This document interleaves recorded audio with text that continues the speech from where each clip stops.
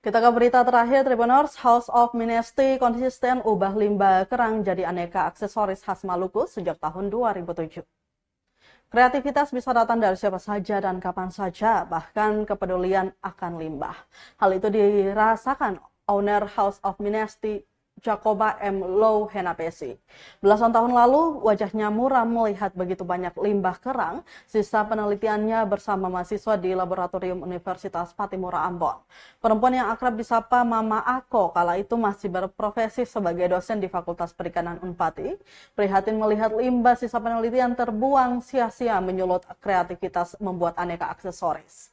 Dirinya juga memanfaatkan sisa kain perca milik sang ibu yang berprofesi sebagai penjahit.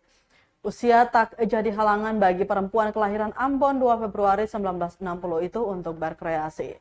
Beraneka aksesoris berupa kalung, gelang, bros, anting-anting hingga giwang diproduksinya dengan bahan dasar limbah kerang dan kain perca.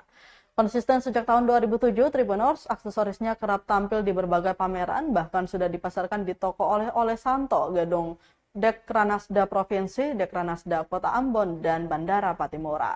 Dikatakan sebagai UMKM yang bergerak di bidang fashion, kunci keberhasilan adalah beradaptasi dengan perkembangan zaman.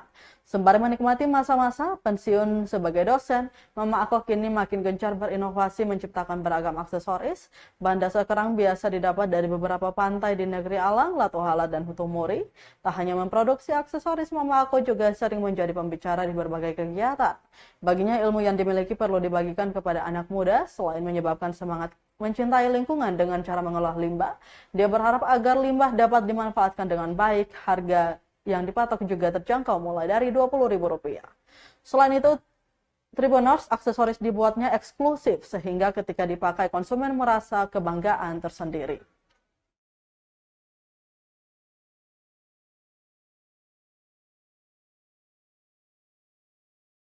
Download Tribun X sekarang, menghadirkan lokal menjadi Indonesia.